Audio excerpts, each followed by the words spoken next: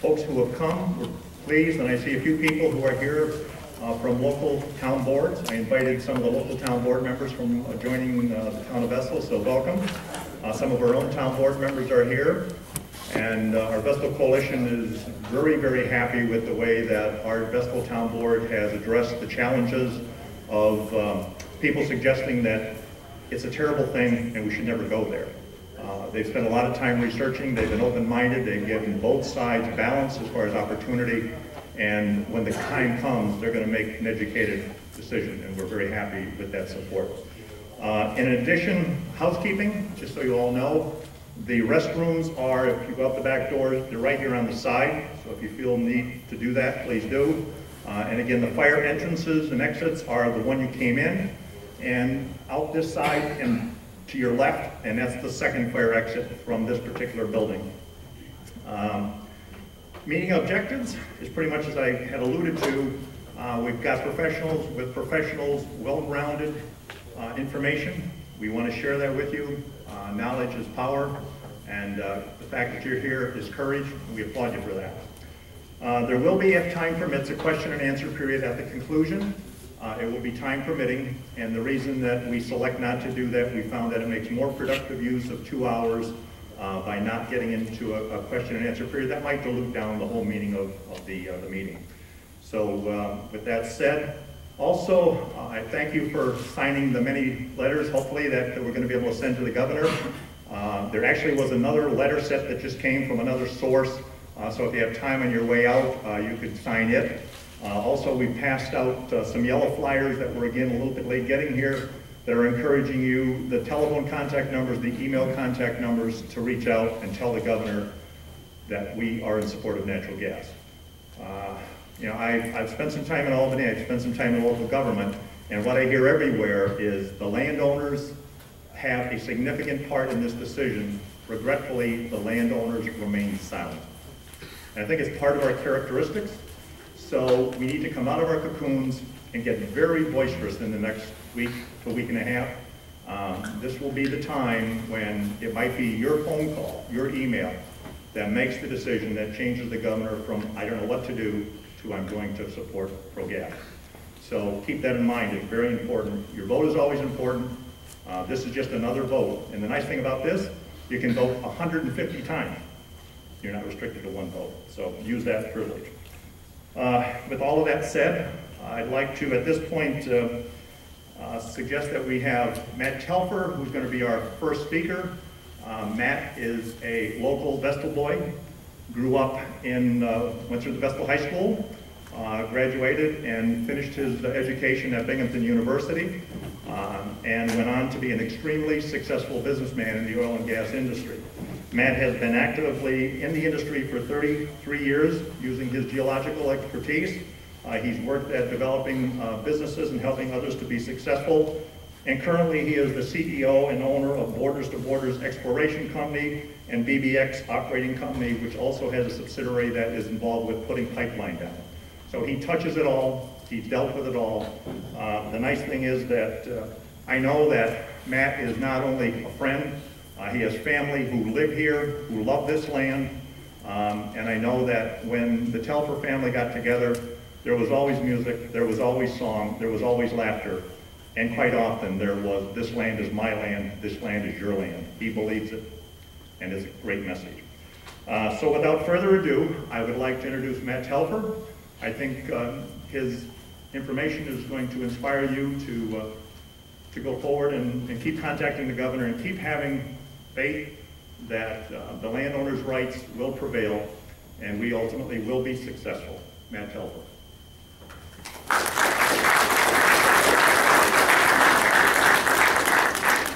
Well, thank you, Bob. Thank you, Bob. Appreciate that introduction. Next slide. I'd like to cover 3 topics tonight. Our heritage, like Bob said, I'm from this area. I think I understand some of the issues here. I appreciate the land and the background that I've come from. I want to talk about the energy business. It's not just oil and gas business. It's the business of supplying energy for the whole United States. And talk a little bit about the impact of energy development, specifically how it would impact the landowners in Vestal, the mineral owners in Vestal, the economic well-being of the southern tier. So I'm going to talk a little bit about myself. And I grew up in the Ross Corners area. Originally, before that, we were on Front Street in Binghamton. And I remember growing up behind the wall that's down by the old ice company there and asking my dad, what's that wall for? Well, that's to hold back the river. So you can imagine that growing up. In Ross Corners, I grew up next to Tracy Creek. And so I would go down in the creek and I would hunt for fossils. And I really developed an interest in geology. I also grew up with a lot of hiking in the area, grew up in the Boy Scouts, went to Ross Corners school for a while, and then along about third grade I went to Our Lady of Sorrows grade school. My mom and dad thought it might be good for my moral character if I went to a Catholic school, and I had to ride the bus down to the junior high here to transfer. And so by the end of third grade, I had fine moral character, and I also could swear like a sailor for riding the bus with all high school kids. So I grew up having a great time, was in the Boy Scouts, everything like that. I thought a lot about Our Lady of Sorrows School because I see Mike's here. We had a young lady in our class who we were very fond of. She was beautiful and brilliant. Her name was Mary Green. And as you know, she was the teacher of the school psychologist who got killed in Newtown. And so we've thought a lot about that here lately. I went to Vestal High School, graduated in '74. And while I was sitting in the guidance counselor office, I was wondering what to be, and I really wanted to be a forester. I really like to hike and fish and hunt and things like that. So I looked at the card that said forestry, and it said no jobs, forget it. So I flipped the card over, and the next card was geology. And lots of jobs, need geologists to look for oil. And when I read that, I thought, I'm going to be a geologist. So good thing I didn't flip the card over one more time because the next one would have been gynecologist. But anyway, so I ran into a guy that was a substitute teacher in physics class, and I went up to him afterwards. He was a geology major from Binghamton, and I said, I'd like to become a geologist. He said, well, you just need to go to Binghamton University. They have a great geology program here, and so I went there and I graduated in '78. I got married to a girl from Maine Enwell, and we moved right to Denver right after we got married. I worked in Denver for about 5 years. I worked for Western Geophysical, processing seismic data. Then I went out to the field and up to North Dakota and Montana, sat on drilling rigs, came back, started generating prospects, where should we drill next kind of things. And I was very successful at putting prospects together and selling them. The gas market fell apart in Denver about 1983, so I went to the Illinois Basin to Kentucky, where I was the head geologist of a small independent oil company there. And we drilled quite a few shallow oil wells. Next slide. And then after that, I decided I still had a lot of questions about geology. So I came back to Binghamton and I worked on my master's degree for 2 years.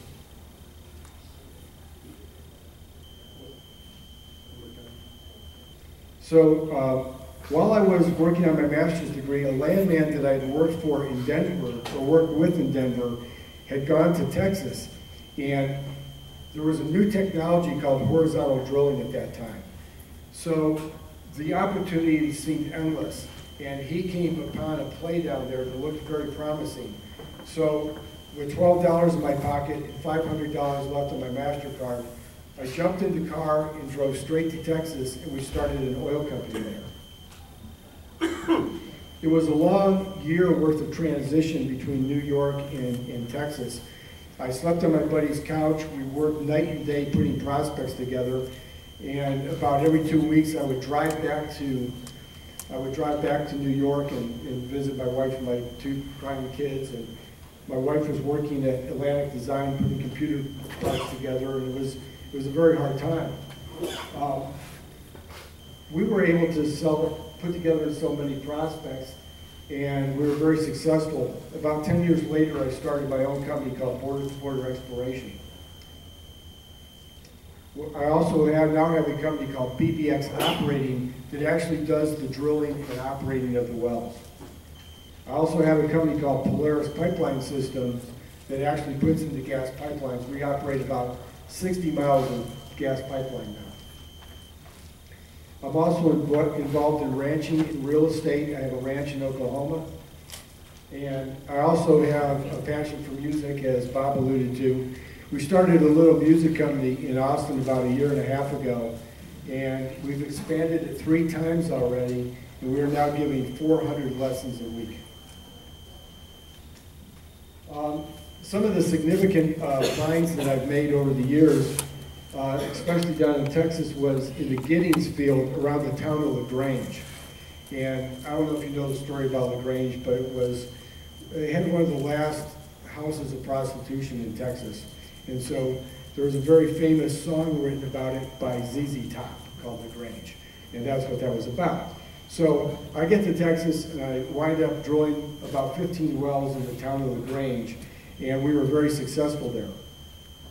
Then the next prospect I put together was called the South Navasota River Prospect. And that was an area of about 25,000 acres that just was juiced up with oil and gas from the Austin Chalk Formation. We sold the prospect to Chesapeake, and they came in and drilled it. We participated with them, and that really became one of the cornerstones of their entire company.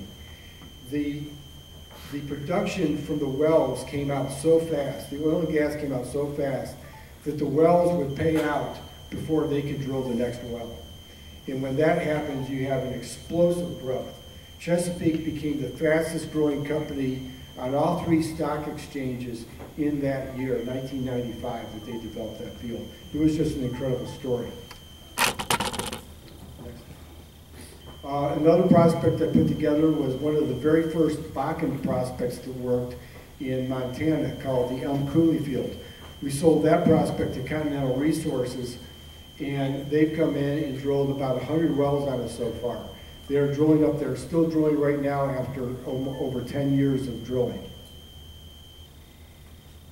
In East Texas, in the Woodville area, we put another very large Austin Chalk prospect together. We sold that to Anadarko, and then from the core area outward, we started drilling our own wells and putting our own drill sites together. So far, we've drilled 45 wells, and we are now in the top 70 private producers in the United States. We have 2 rigs running, and I have 42 full-time employees in the oil and gas business. I've been an active member of the American Association of Petroleum Geologists for 25 years. Next. And last year, I was the distinguished lecturer for the American Association of Petroleum Geologists, talking about energy trends of the future. I'm a member of the Explorers Club up in Denver, and when you join the Explorers Club, you have to give a talk. So my talk was entitled The Explosive Growth Profile, an analysis of the optimal return on investment. And that talks a lot about when you go in and you drill a well, and the revenue from the well comes out so fast that you just grow very quickly.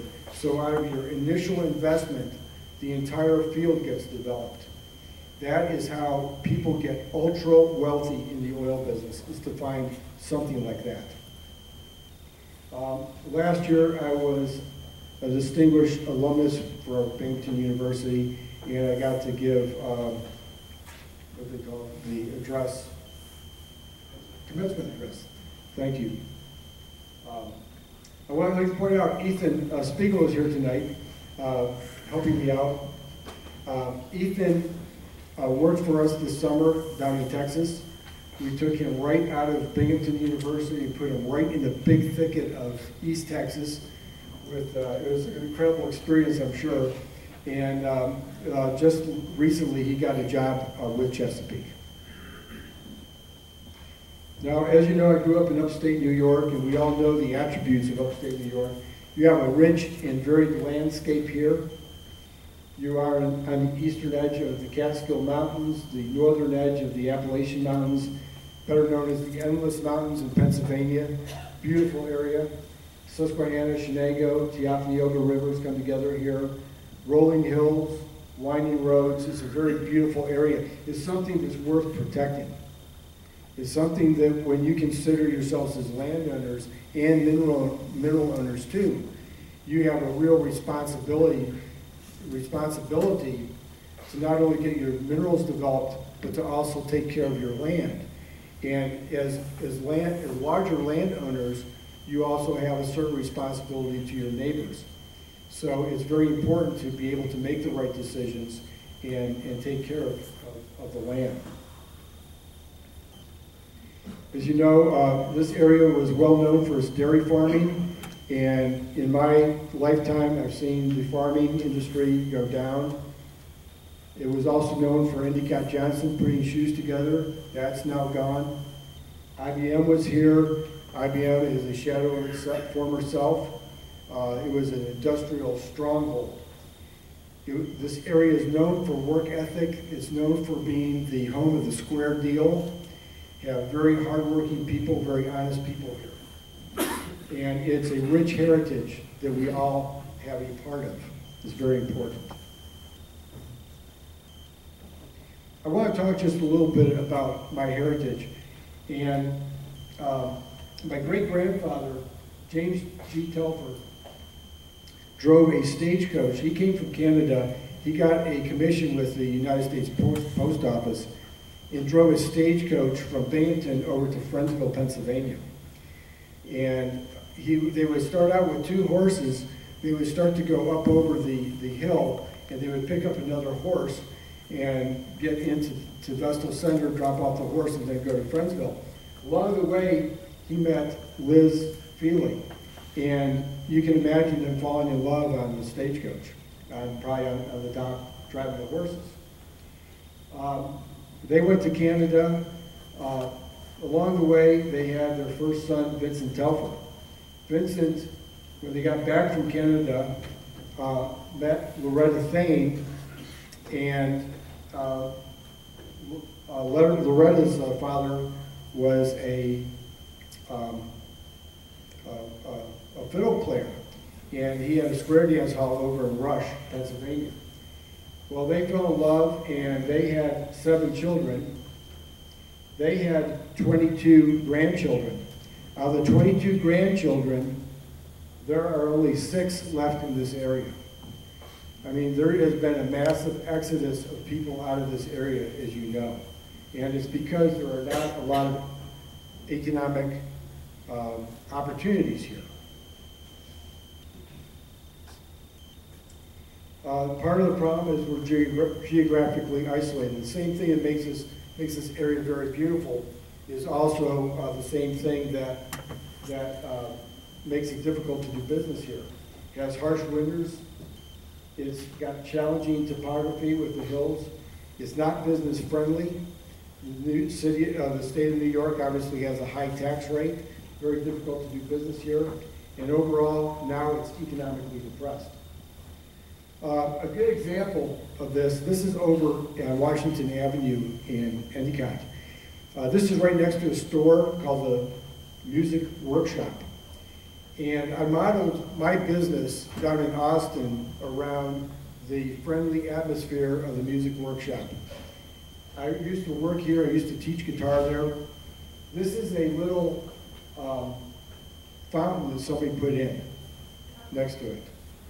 The whole area is now dilapidated, and now they even put up a sign that says the water is not safe for consumption because it's probably just some tap water or something that's not filtered. But this is the kind of thing that when I come back, I see this and I just go, what the heck? I mean, where is the community? Where is the business? Where's the economy that I grew up with? And yet, just to the south, here is the development of all this natural gas. These are well spots just a few months ago. And you can see just how this activity is coming right up to the New York border. Talking about the energy business in the United States is huge. It's 8% of the U.S. economy. Energy sources are geographically diverse, whether it's coal, whether it's solar, whether it's wind, natural gas, coal. All those are, you find them all over the country. And the other thing to think about is the dimensions of energy. The dimensions of energy are absolutely huge. It's hard to get your mind around it. When we look at energy use, we use the term BTU, which is an energy factor.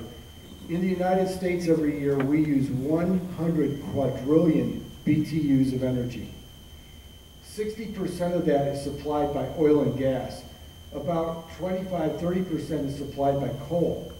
Hydro and nuclear take up about 10%, and you can see down here, the wind, solar, and biomass are less than 5% of the whole energy mix. Even out to 2035, they're not expected to contribute more than 10% of the entire energy mix. What is a quad? What is a quadrillion BTU? It's roughly equivalent to 1 trillion cubic feet of methane gas.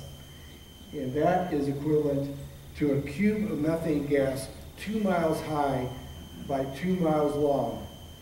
So it is a huge amount of energy, a huge amount of gas. We use 100 of those a year in this country. But worldwide we use 500 quadrillion BTUs of gas, 500 trillion feet of gas equivalent. It's a tremendous amount of energy.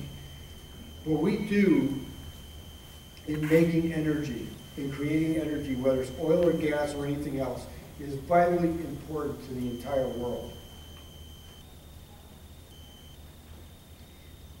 When I gave my talk about energy trends of the future, I really talked about three themes that were very important. One is getting accurate information. Number two is thinking about the rapid advances in technology that are happening right now. It's amazing. First of all, to be able to even drill horizontally is incredible. The way we frack the wells, I saw all that develop. So much of that got developed in the drill sites, out at the drill sites, late at night, sitting around having a cup of coffee with a company man, trying to solve problems. This well didn't act right. What can we do? How can we make it better? Well, let's try fracking it. And somebody said it's not going to work. Well, let's try it anyway. So we tried fracking a well. Sure enough, you know, the water went down one fracture and nothing happened, but then it pressured up and then all of a sudden something else broke down. Well, hey, we broke down something. Let's turn the well back on. It's 5 times as good as it was before. That's something else. The modern day fracturing of horizontal drilling really took off in the Elm Coulee field up in Montana. So I got a first-hand seat of that. And the guys were calling back in saying, we're fracking these wells. And we're getting multiple breakdowns. Bam, bam, bam, bam, bam, bam. And all of a sudden the wells are coming back and they're 10 times better than what they were before. Just incredible increases in production. And all that happens in the oil companies with people working together, innovating, and coming up with technology. And finally, environment, politics, economics, these are all wrapped together, as you know. You see it every day here. Bob, can you tell me when I get about 5 minutes left? Yeah. Okay.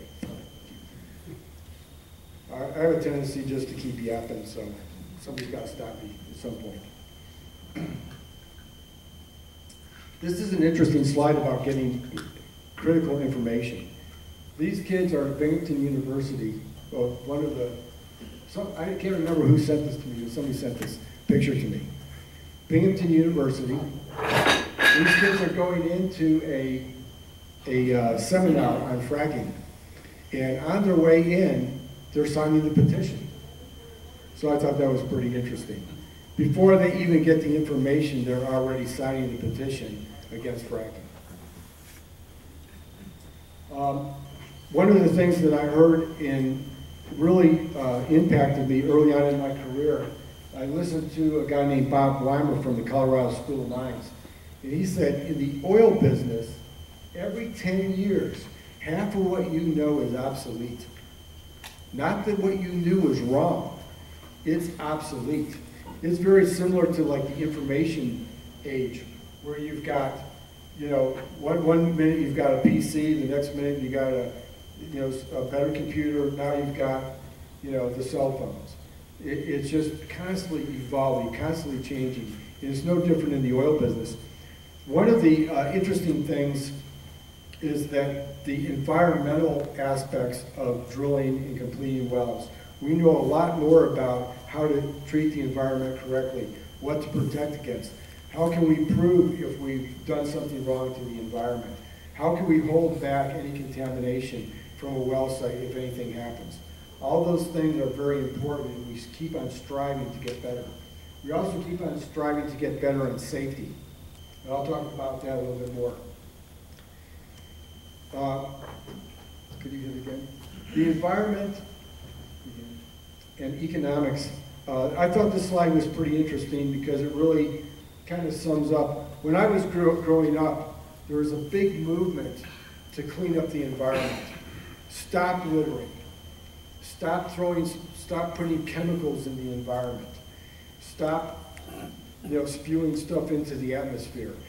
Remember in the old automobiles that didn't have catalytic converters, and they just smoked and smogged. We've taken 99% of the particulate matter out of the tailpipe of automobiles.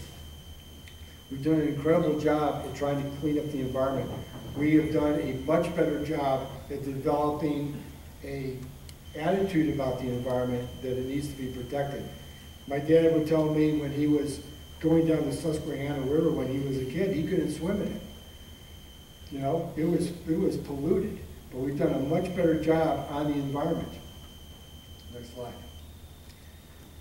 However, there's one thing that is involved in pollution that is not readily cleaned up, and that is carbon dioxide. Carbon dioxide is the gas that's responsible for climate change. And if we put too much carbon dioxide in the atmosphere, the environment and the climate could warm up and cause changes that we'll have to account for. Each year, we put in about 30 billion tons of carbon dioxide into the atmosphere. By 2035, with China coming on, bringing in tremendous amounts of new coal plants, we will be up to 42 billion tons per year. There are 7 billion people on the planet, and many of them are striving, or almost all of them are striving, to have some kind of standards of living like we are. The global temperature rise that we have seen over the last 20 years, scientists have actually been taking measurements for about the last 120 years or so. Given a baseline of 1951 to 1980, we can see that the last 30 years or so have gotten a rise of about 1 degree centigrade. But when we look at the long-term trend, climatologists, geoscientists that study paleoclimates have determined that the climate trend was going down. There was what they call the Little Ice Age, about the 1600s. But look at here lately, the trend has been towards much larger temperature increases. The effects of CO2 are shifts in vegetative zones, regional climate changes, rises in sea levels, stronger storms, ocean acidification. It's also a possible buffer to colder climate. As you may know, about 18,000 years ago, we would be sitting under a mile of ice. This area was covered with an ice sheet. So now the temperature is warmer, We have a vested interest in trying to keep the climate the same. However, with the amount of CO2 we're putting in, it looks like we are on a path to higher temperatures. And the increase of CO2 and the effects that we're doing could last for thousands of years. I'm telling you this because this will lead into why you are in a battle not to have your mineral rights developed. The sheer volume of man-made CO2 versus natural fluxes, the detrimental effects of climate change, the longevity of CO2 we're putting in the atmosphere. What can be done? Or do we just have to live with climate change? Can anything be done? We need answers and we need solutions because there's a lot at stake. So, if the United States replaces 500 quadrillion BTUs of energy, remember when we looked at that curve, we saw that the increase in energy from solar and wind was only just a small fraction. If we do all of that, we only take out 1% of the worldwide output of CO2. We put in 81 million tons of CO2 per day. We might be able to mitigate 80,000 or 800,000 tons over the next 20 or 30 years. Is that going to be a solution to climate change? No. That is not going to put a dent into climate change. So we're spending billions of dollars of our money to try to affect climate change. And people say, well, you got to do something. Yeah, we've got to do something, but we have not yet found the solution. We're led to think that it is. I mean, you see a lot of advertisement about people saying that we need to spend billions of dollars to keep all the green energy going. And then here comes China. They are going to dump the CO2 on us. Okay. So against the backdrop of changes in CO2 poses to the environment, the world demands 500 quadrillion BTUs per year and demands more every year. Where do we stand? Well, you stand in one of two of the major symbolic environmental fights that are going on in the United States. You in Binghamton and Vestal are at the center of the bullseye for one of these two environmental issues, these environmental fights. One is the Keystone Pipeline from Canada, and the other is hydraulic fracturing in New York. And these have become battlegrounds. And how does this work? Our political system is divided into a two-party system, Republicans and Democrats. And each party has a vested interest in finding a wedge issue where people will either vote one way or vote the other. And this has become a wedge issue in the United States. So it's the Republicans versus the Democrats. You have polarization, extremism, a race to see who can hand out the most to their constituents. So in the quest to prevent the climate change, what are the tactics that are involved in these battlegrounds? First, I call it enviro whining. Enviro whining is a term that was actually developed by a friend of mine who has an environmental company in Colorado. And I don't have any problem with environmentalists at all. I consider myself to be an environmentalist. I like working with regulators who are fair, that are sharp, that know the issues, that understand me when I call them up in the middle of the night and say I have a problem. And they say, what are you going to do about it? Well, I can do this and do this. Okay, I'll meet you out there. When a regulator meets you out at your well site, are you shaking in your boots, or are you knowing that you're going to get the job done?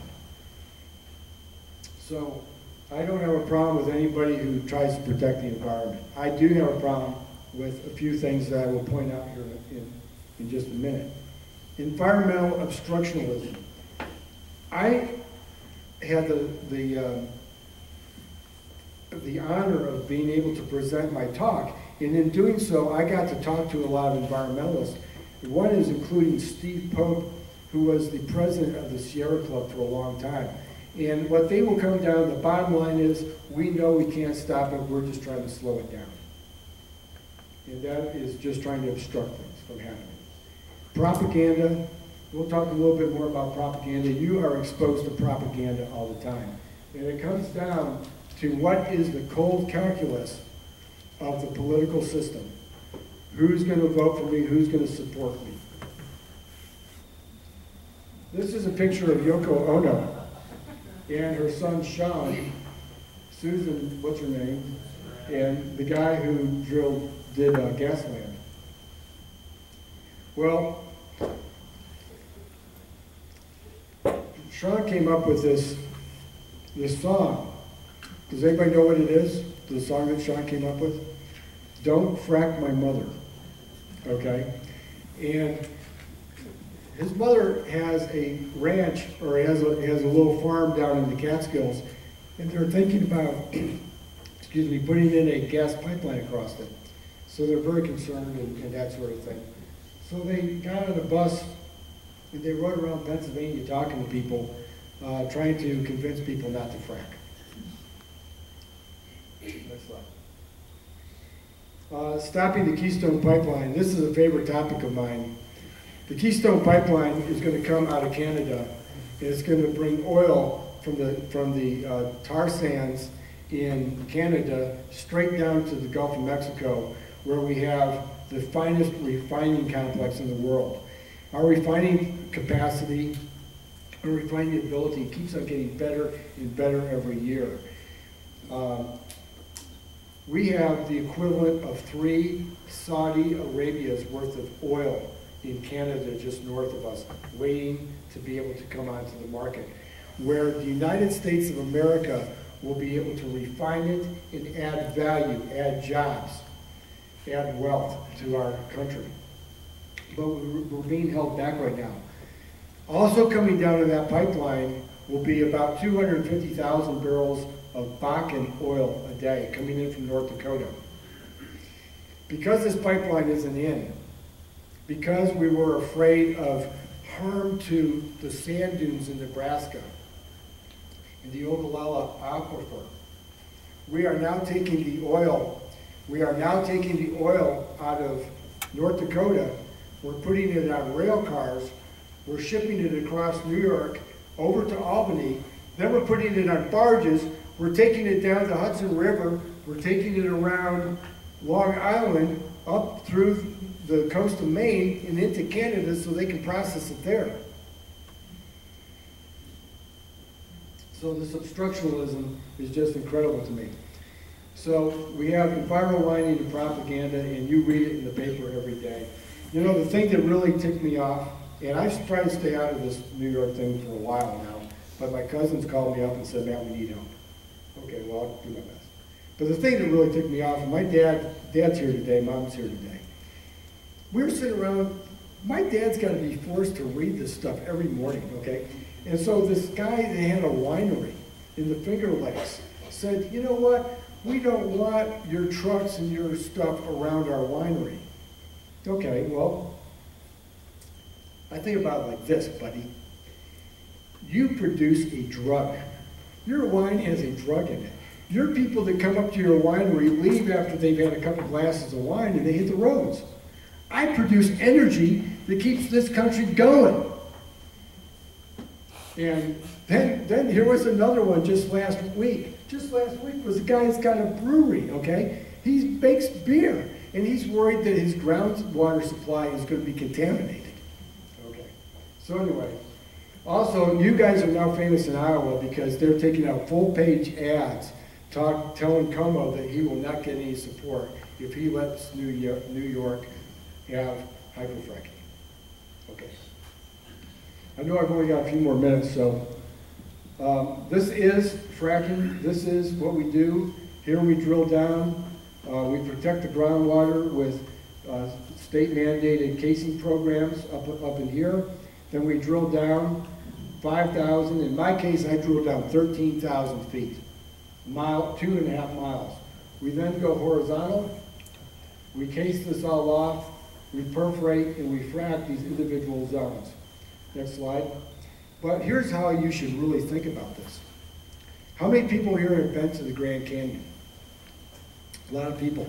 You stand on the top of the Grand Canyon and you look down and you can barely see the bottom. And you see all that rock, all those outcrops that are there. You stand up here, you look all the way down, you can't even see the bottom of the canyon on this slide. It's about 5,000 feet. There is no way that you can have a human machine that's going to break that rock and rupture this all the way up through all this rock. It just don't happen. We have fracked 2 million wells in this country, and we have never had a single documented case, a single documented problem of affecting groundwater. You cannot cross the road 2 million times without getting hit. Natural gas is energy in a vapor. 900 out of the next 1,000 power plants are going to run on natural gas. Next slide. Here's all the power supply that's come on. Here's coal. No new coal. It's all natural gas. Some wind. Now that the subsidies for wind are going away, this is collapsing. Natural gas is the wave of the future. Next. Shale gas. This is what's produced here. It's going to be the big driver in the future. I'm going to skip this slide. What this slide really shows is that if we had kept our industrial base, our energy usage would have been here. When we shipped out our manufacturing jobs, we lost a lot. This just shows how our demand went down. Next slide. We lost 3.6 million jobs from 94 to 2007. And since the last collapse, we've lost another 1.5 million. We don't use as much energy because we don't work as hard. We don't have as many people working in this country. Next. The impact of energy development, the use of land and water is going to be important. We have to provide safety, environmental responsibility. We're going to create a lot of basic industry and manufacturing jobs. We contribute to the economic base, as you know, and we provide energy for society. We also provide the creation of wealth, and that's what I'm going to talk about next, and I'm going to finish up. This is your opportunity. This is the impact of energy development for you and future generations. This is also your chance to be good stewards. This is your chance to do the environmental correct thing and really work with the oil companies, site the wells properly, and figure out exactly how to get the job done.